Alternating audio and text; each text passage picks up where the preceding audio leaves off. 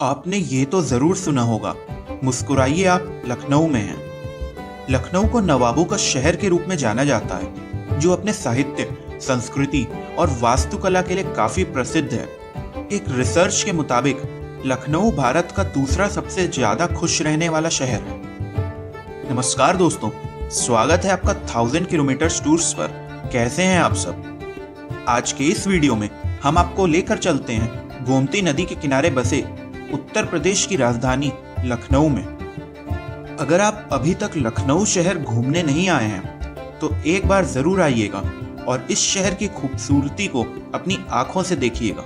यहाँ के लजीज खाने का मजा लेते हुए, पुराने ऐतिहासिक कला को देखकर और यहाँ के लोगों की मेहमान नवाजी का लुत्फ उठाते हुए आपको नवाबी जमाने में होने का एहसास होगा।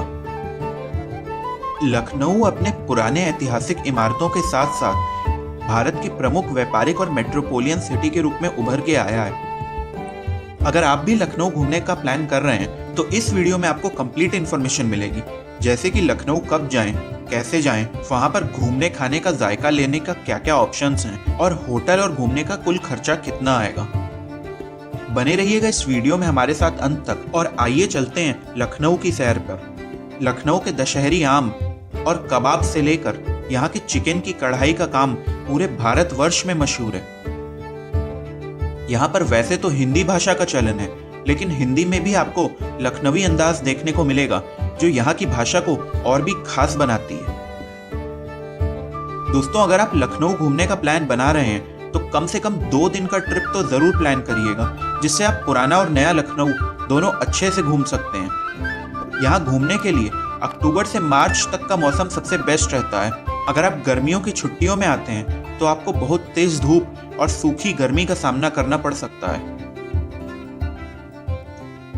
लखनऊ में घूमने और देखने के लिए काफी कुछ है जो पर्यटकों को लुभाती है। चलिए वीडियो के सबसे पहले भाग में बात कर लेते हैं यहाँ की सबसे फेमस टूरिस्ट प्लेसेस के बारे में। लखनऊ का नाम सुनते ही लोगों को यहाँ की भूल भुलैया यानी कि बड़े इमामबाड़े की याद आती है। इसका निर्माण सन 1754 में लखनऊ के नवाब असफुद्दौला ने करवाया था। इस इमारत को बनवाने में किसी भी तरीके का सीमेंट या सरिया का इस्तेमाल नहीं हुआ था। बड़े इमामबाड़े की ग्राउंड फ्लोर का हॉल दुनिया का सबसे बड़ा हॉल है, जो कि बिना किसी सपोर्ट के खड़ा हुआ है।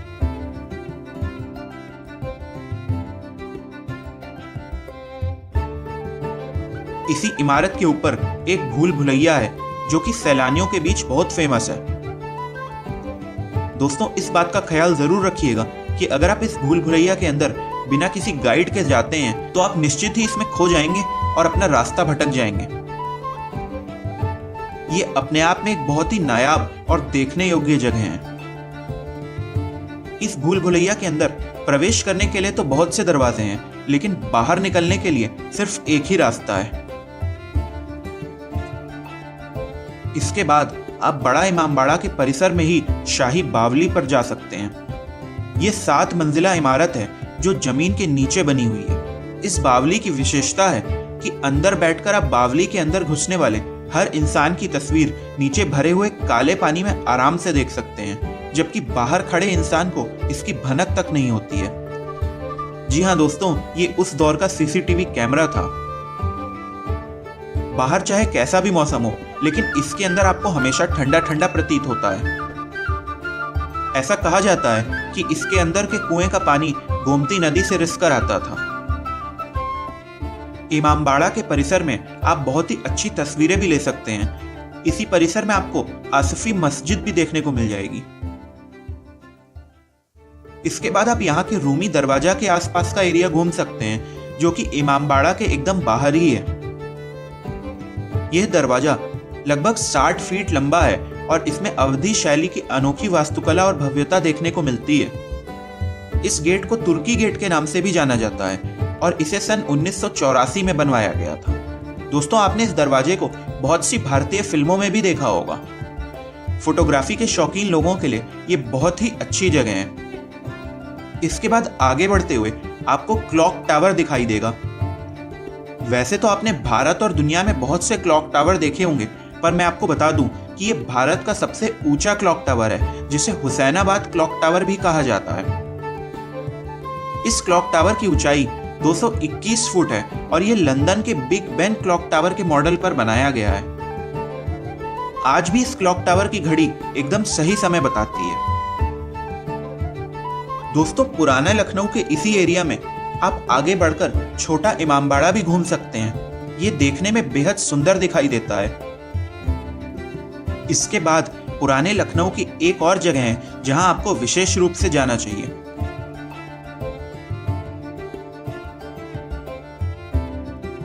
यहाँ की ब्रिटिश रेजिडेंसी को एक राष्ट्रीय स्मारक के रूप में माना जाता है और ये 1857 के विद्रोह के प्रमुख स्थलों में से एक है।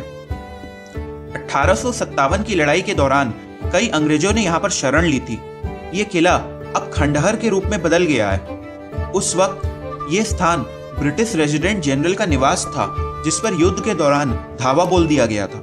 हालांकि युद्ध के बाद ये खंडहर में बदल गया और आपको इसकी दीवारों पर आज भी गोलियों के निशान दिख जाएंगे। दोस्तों, रेजिडेंसी कॉम्प्लेक्स बहुत ही बड़े एरिया में फैली हुई है, जहां जाकर आप भारत के स्वतंत्रता आंदोलन की लड़ाई से संबंधित बहुत जानकारी जुटा सकते हैं। अपने लखनऊ के ट्रिप के पहले दिन पुराने लखनऊ की इन सभी जगहों को घूमने के बाद आप चौक के लखनऊ के लजीज गलावटी कबाब और मक्खन मलाई का आनंद ले सकते हैं। इन्हीं चौक की गलियों के आसपास आपको लखनऊ के विश्व प्रसिद्ध चिकनकारी वाले कपड़ों की खरीदारी का भी मौका मिलता है। इसके अलावा आप उन्हें बनते हुए भी देख सकते हैं। अगर आप शॉपिंग के शौकीन हैं तो आपको यहाँ की अमीनाबाद मार्केट जरूर जाना चाहिए। यहाँ पर मिलने वाली लखनऊ की फेमस बिरयानी भी आप खा सकते हैं। चलिए दोस्तों, इन सब जगहों को घूमते हुए आपका एक दिन तो बीत जाएगा। इसके बाद अगले दिन की शुरुआत आप नए लखनऊ की तरफ घूमते हुए कर सकते हैं। लखनऊ के गोमती नगर इलाके में स्थित जनेश्वर मिश्र पार्क एशिया का सबसे बड़ा पार्क है। ये पार्क 375 एकड़ में फैला हुआ है और यहाँ पर एक आर्टिफिशियल लेक भी मौजूद है।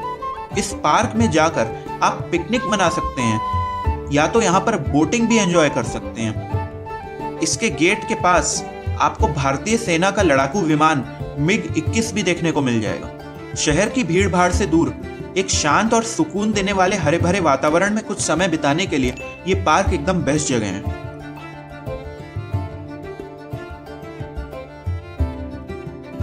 इसके बाद आप इसी के पास में स्थित डॉक्टर भीमराव अंबेडकर पार्क जा सकते हैं। जिस प्रकार जनेश्वर मिश्र पार्क में आपको चारों तरफ हरियाली दिखाई देती है, उसके विपरीत अंबेडकर पार्क का निर्माण राजस्थान से लाए गए स्पेशल गुलाबी पत्थरों और मार्बल से किया गया है। यहाँ पर आपको सैकड़ों हाथियों की मूर्ति देखने को मिल जाएगी। इस पार्क के सबसे ऊपरी गुंबद के पास से आप लखनऊ और गोमती नदी का बहुत ही सुंदर व्यू देख सकते हैं। इसी पार्क के पास लखनऊ का फेमस मरीन ड्राइव इलाका है। ये लखनऊ के लोकल लोगों के लिए बहुत ही बढ़िया हैंग आउट करने वाली जगह है। यहाँ पर आपको बहुत सा टेस्टी स्ट्रीट फूड भी खाने को मिल जाएगा।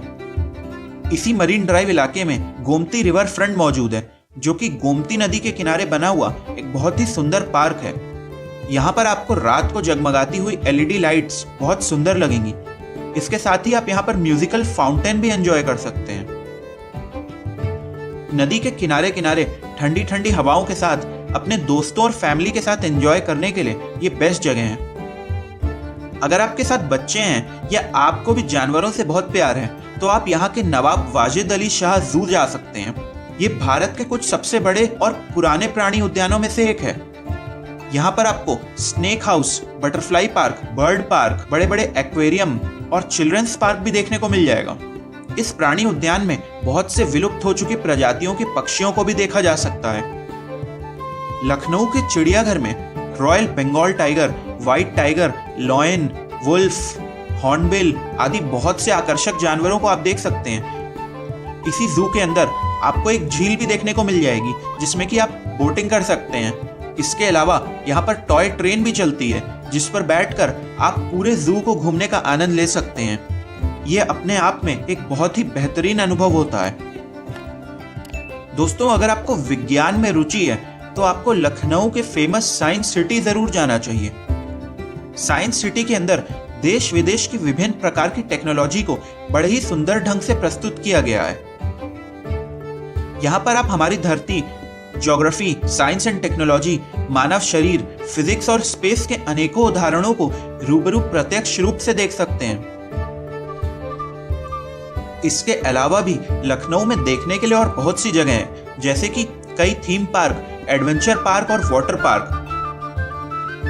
शॉपिंग के शौकीनों के लिए लखनऊ में वैसे तो बहुत से मॉल हैं, पर यहाँ का फिनिक्स पलासियो मॉल भारत के कुछ गिने चुने बड़े मॉलों में से एक है। इसके नायाब आर्किटेक्चर को देखकर आप चकित हो जाएंगे। इसी मॉल से सटा हुआ स्थित है यहाँ का एकाना इंटरनेशनल क्रिकेट स्टेडियम।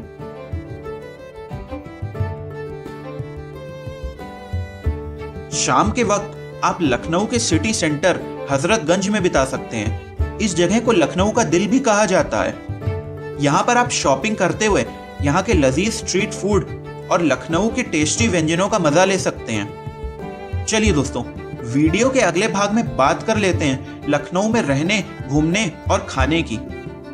अगर बात करें होटल की, तो लखनऊ में आपको 800 रुपए से लेकर 8 से 10,000 रुपए तक के होटल मिल जाएंगे। हमारी राय में आप चार बाग एरिया के आसपास या गोमती नगर के आसपास होटल लें तो आपके लिए बेहतर रहेगा।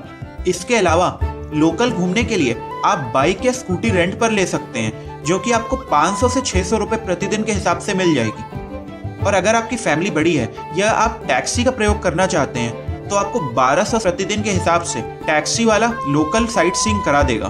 दोस्तों, अगर आप बजट में ट्रैवल करना चाहते हैं तो मैं आपको बता दूं कि लखनऊ का लोकल ट्रांसपोर्टेशन भारत के सबसे सस्ते ट्रांसपोर्टेशन में से एक है।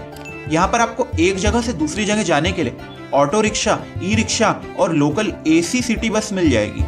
इसके अलावा आप लखनऊ की मेट्रो का भी प्रयोग कर सकते हैं, जो कि लखनऊ शहर के काफी बड़े हिस्से को कवर करती है। बात करें खाने पीने की, तो लखनऊ का लाजवाब जायका सभी को पसंद आता है। आपको यहाँ पर विभिन्न प्रकार के टेस्टी डिशेज मिल जाएंगी। यहाँ के खाने का स्वाद इतना अच्छा है कि आप इसे कभी भी नहीं भूल पाएंगे। लखनऊ की बिरयानी सबसे ज्यादा प्रसिद्ध है, जिसका स्वाद आपको जरूर चखना चाहिए।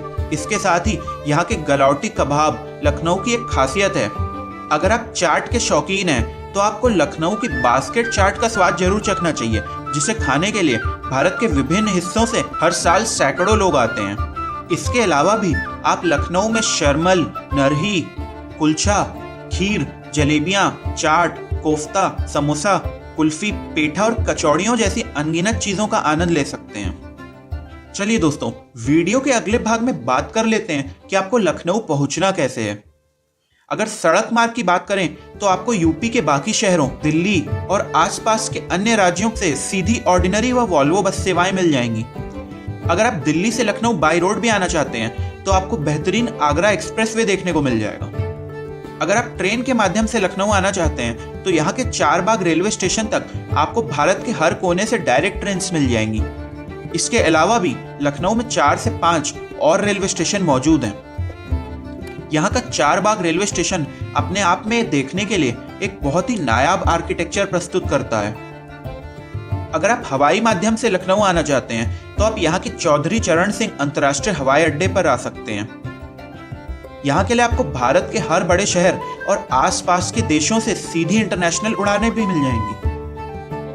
दोस्तों, एयरपोर्ट, रेलवे स्टेशन या बस स्टेशन से अपने होटल तक पहुंचने के लिए आप मेट्रो, ऑटो या ई रिक्शा का प्रयोग कर सकते हैं, जिसमें कि आपको बहुत कम किराया लगता है। चलिए वीडियो के आखिरी भाग में बात कर लेते हैं खर्चे की। अगर आप कम से कम यानी कि 2 दिन का लखनऊ ट्रिप प्लान कर रहे हैं तो उसमें आपका एवरेज 3,000 रुपए होटल का, 1,000 रुपए खाने पीने का और 1,000 से 1,500 रुपए लोकल घूमने में खर्च होगा। दोस्तों, ये खर्चा आपके घूमने के स्टाइल पर निर्भर करता है। अगर आप local auto, AC city bus या मेट्रो से घूमते हैं तो ये किराया इससे भी कम होगा। और वहीं अगर आप खाने पीने, शॉपिंग और होटल पर ज्यादा पैसे खर्च करते हैं तो आपका बजट ज्यादा जाएगा। तो ये था 1000 किलोमीटर टूर्स की तरफ से लखनऊ शहर का एक कंप्लीट टूर प्लान। कैसा लगा आपको ये वीडियो और क्या आप भी लखनऊ जाने का प्लान कर रहे हैं? हमें नीचे कमेंट बॉक्स में जरूर बताइएगा। शेयर कर दीजिएगा इस वीडियो को अपने फ्रेंड्स एंड फैमिली के साथ जो कि लखनऊ घूमने का शौक रखते हैं। और अगर हमारे चैनल पर पहली बार आए हैं तो नीचे लाल कलर का सब्सक्राइब बटन दबाकर हमारी 1000 किलोमीटर्स फैमिली का हिस्सा बनना मत भूलिएगा। इस वक्त आपको भारत के और भी बेहतरीन टूरिस्ट प्लेसेस का वीडियो आपकी स्क्रीन पर दिख रहा होगा, आप जाकर उन्हें भी चेकआउट कर सकते हैं। बहुत ही जल्द मिलते हैं एक और नए और मजेदार ट्रैवल टूर प्लान के साथ। जय हिंद।